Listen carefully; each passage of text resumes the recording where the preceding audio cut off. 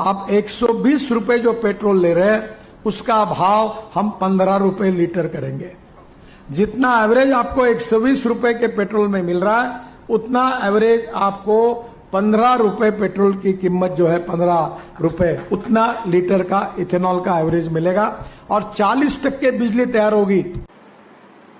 पिछले कुछ समय से नितिन गडकरी और उनके दोनों बेटों को लेकर खबरें सामने आ रही हैं।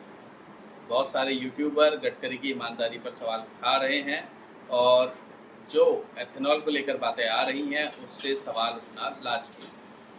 सबसे कर्मठ और ईमानदार नेताओं में गिने जाते हैं नितिन गडकरी, लेकिन उनके बेटे निखिल और सारंग की कंपनियां, उनका एक सच जो सोशल मीडिया में काफ़ी वायरल हो रहा है, उसके सामने आने के बाद अब गडकरी की ईमानदारी पर भी सवाल उठे हैं। कौन है निखिल और सारंग? दोनों नितिन गडकरी के सुपुत्र हैं। मामला शुरू होता है गाड़ियों में एथेनॉल के इस्तेमाल को लेकर। हमारी बड़ी बड़ी ऑटोमोबाइल कंपनियां 100% बायो इथेनॉल का प्रयोग करेंगी। अभी सीएम ने स्टेटमेंट निकाला है 20% इथेनॉल डालने के ऊपर देश में एक तो भी गाड़ी में टकरा रही कि आप नाम बताइए।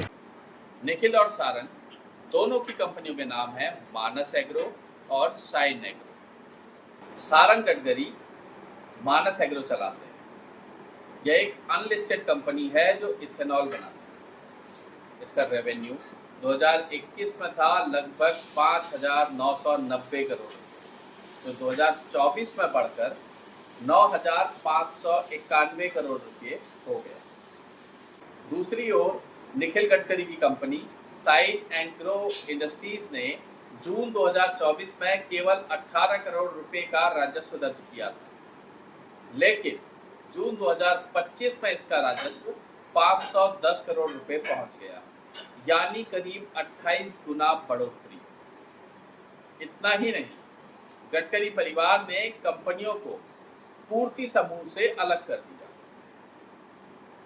याद रहे, नितिन गडकरी की मुख्य कंपनी जो पूर्ति समूह है, ये मानस और साइन एग्रो उसी पूर्ति समूह से निकले हुए दो अलग अलग वेंचर।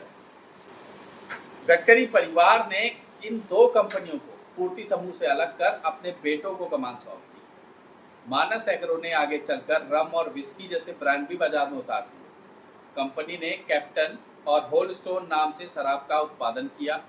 सिर्फ 1.5 साल पहले इसका शेयर 40 रुपए का था और आज वही शेयर 668 रुपए का हो चुका है। सवाल ये उठता है कि जब एथेनॉल ब्लेंडिंग हरदीप पुरी के मंत्रालय के तहत आती है और इसका लक्ष्य रखा गया था 2030 तक का, तो नितिन गडकरी क्यों बार बार घोषणा करते रहे कि 2025 तक ही लक्ष्य पूरा कर लिया जाएगा? उन्हें ये बात कैसे पता थी? उनका तर्क रहा कि इथेनॉल मिलाने से किसानों को फायदा होगा और पेट्रोल पर विदेशी निर्भरता कम होगी। उनके पुराने बयान में पेट्रोल की कीमतें कम होने का दावा भी किया गया था। और आलोचक कहते हैं कि यहाँ एक और कहानी है, क्योंकि इसी कारोबार से उनका परिवार जुड़ा था।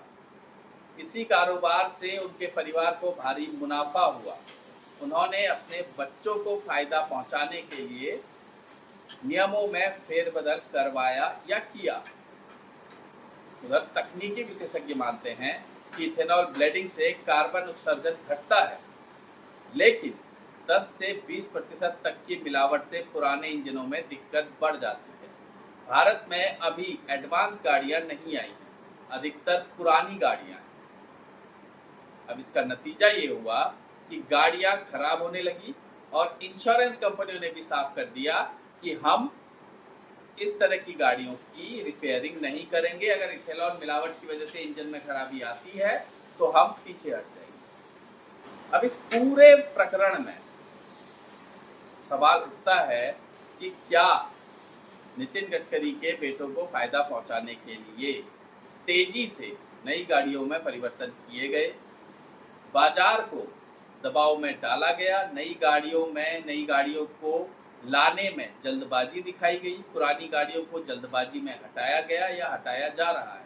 सवाल बहुत सारे हैं और पूरा सोशल मीडिया इस बात को पूछ रहा है कि इन दो कंपनियों ने इतनी तेजी से इतना ज़्यादा मुनाफा कैसे कमा लिया और इन दोनों कंपनियों को कैसे पता कि इथेनॉल ब्लेंडिंग में क्या होने वाला है, भारत में इतना मुनाफा कैसे होगा। शेयर मार्केट भी इसकी गवाही देता है और दोनों कंपनियों के आंकड़े भी इस बात की गवाही देते हैं। ऐसे में नितिन गडकरी पर सवाल उठना लाजमी है।